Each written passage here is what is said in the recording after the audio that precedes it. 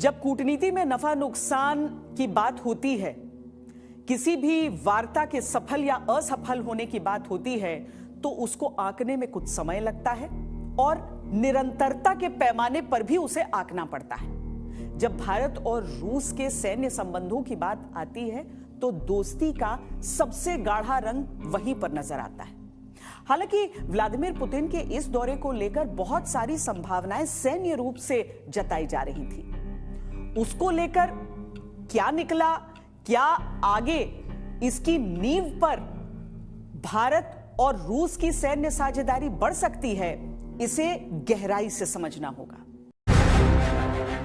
19 बड़ी डीलों के साथ साथ एक सबसे बड़ी डील का इंतजार भी था, लेकिन वो नहीं हुई।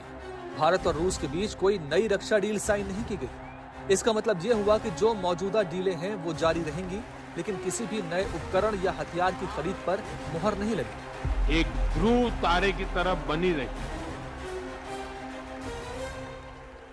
जो पुतिन साहब की विजिट है उनके डेलीगेशन की, वो यही बार के सस्टेनेबल ग्रोथ और सप्लाई चेन रक्षा के साथ कैसे बढ़े।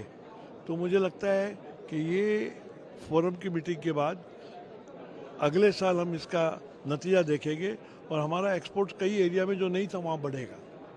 5 दिसंबर को भारत और रूस के बीच समझौता हुआ कि रूसी मूल के हथियारों और रक्षा उपकरणों की देखरेख के लिए जरूरी स्पेयर पार्ट्स का संयुक्त रूप से निर्माण भारत में ही किया जाएगा। ये मेक इन इंडिया के लिहाज से बड़ा कदम है। इसके तहत टेक्नोलॉजी ट्रांसफर और ज्वाइंट वेंचर के जरिए भारतीय सशस्त्र बलों की जरूरतें पूरी होंगी और हथियारों का निर्यात भी संभव होगा।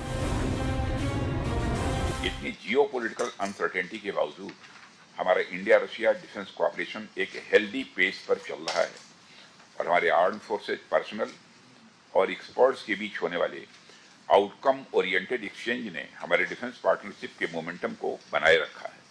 एक्सेलेंसी एपेक्स लेवल पर हमारे माननीय प्रधानमंत्री श्री नरेंद्र मोदी और रशिया के president his excellency mister Vladimir Putin के बीच नियमित रूप से बातचीत होती रही है और हमारे दोनों लीडर्स ने जून 2025 में चीन में शंघाई कोऑपरेशन ऑर्गेनाइजेशन समिट के दौरान बहुत क्लोज इंटरेक्शन की थी। इससे पहले 4 दिसंबर को रक्षा मंत्री राजनाथ सिंह ने रूसी रक्षा मंत्री आंद्रे बेलोउसाव से मुलाकात की थी। इस मीटिंग में दोनों देशों के नुमाइंदों ने रक्षा सहयोग बढ़ाने के तरीकों पर बात की। इसमें अतिरिक्त S-400 मिसाइल सिस्टम की खरीद और मौजूदा सोवियत कालीन हथियारों के लिए आवश्यक आपूर्ति पर भी चर्चा शामिल थी।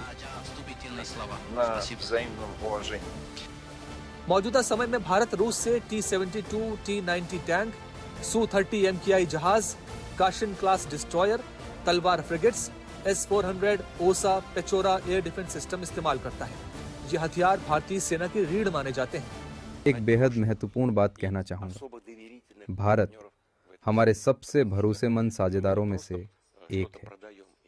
हम सिर्फ भारत को हथियार बेच नहीं रहे और भारत सिर्फ इन्हें खरीद नहीं रहा।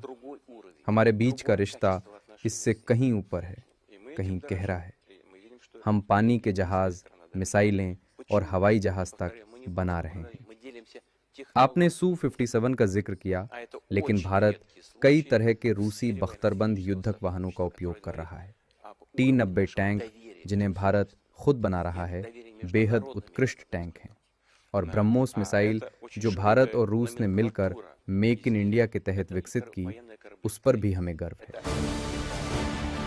इसके साथ साथ हाल ही में भारत और रूस के बीच सैन्य समझौते रिलोस को रूसी संसद में मंजूरी मिल चुकी है।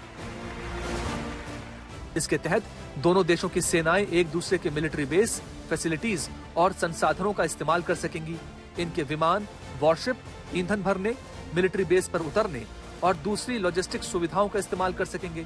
इस पर आने वाला खर्च दोनों देश बराबर बराबर उठाएंगे।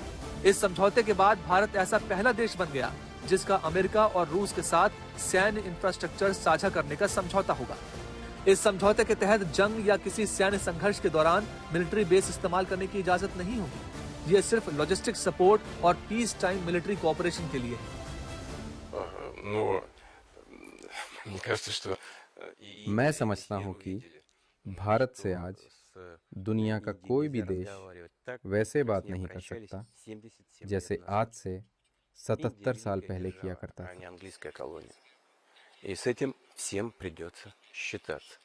भारत आज एक शक्तिशाली देश है और वो पहले की तरह ब्रिटिश शासन के अधीन नहीं है, और ये बात सभी को समझनी होगी।